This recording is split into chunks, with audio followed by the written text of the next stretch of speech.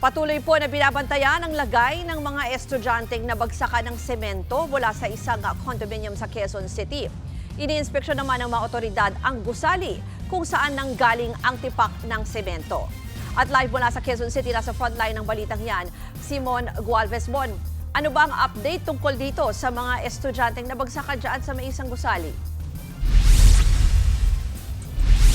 Ruth, nananatiling kritikal ang kondisyon ng dalawa sa tatlong sugatan matapos mabagsakan nga ng tipak ng semento kahapon mula sa isang condominium dito sa Tomas Morato, Quezon City. Nasa intensive care unit o ICU pa rin ang ospital ang dalawang biktimang pawang mga grade 7 student. Sumailalim na sa operasyon ng isa pero kailangan pa rin daw obserbahan sa loob ng 10 araw habang sugat naman sa braso ang tinamo ng pangatlong biktima.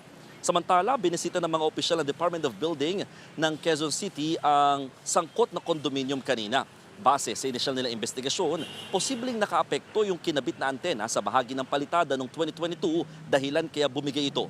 1995 din ang building permit ng condominium kaya lumalabas na halos 30 taon na ang gusali. Taon-taon naman daw itong iniinspeksyon. Pero may compliance order na pala yung pinataw dito nung nakaraang taon patungkol sa kawalan nila ng maintenance program. Git pa ng LGU, hindi naman pwedeng basta ipasara ang gusali dahil lumalabas na architectural at hindi structural ang naging problema. Agad namang iniutos ng mga otoridad na isailalim sa rehabilitasyon ng gusali, partikular sa mga palitada nito sa paligid. Kailangan din nilang maglagay ng canopy habang ginagawa ang naturang rehabilitasyon. Narito ang pahayag ng kaanak o magulang ng isa sa mga biktima. Ang sabi po ng doktor, went well naman daw po yung operation at saka stable po si CJ. Kaya good news po. Kaya lang po, syempre since na bugbog po yung kanyang ulo, under observation po siya ng 10 days. Ang gauge namin, lumalaban siya kaya kailangan lumaban din kami para sa kanya. Ruth, tumanggi pa muna magbigay ng pahayag yung may-ari o pamunuan ng naturang gusali o building.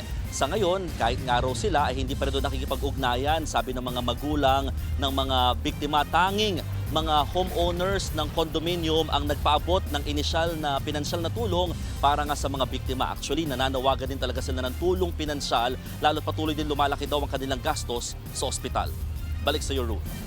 Yan po ang Express Report ni Mon Gualvez. Mga kapatid, Ruth Cabalco, para sa mabilis na pasada ng mga balitang dapat niyong malaman, mag-follow at mag-subscribe sa social media pages ng News 5.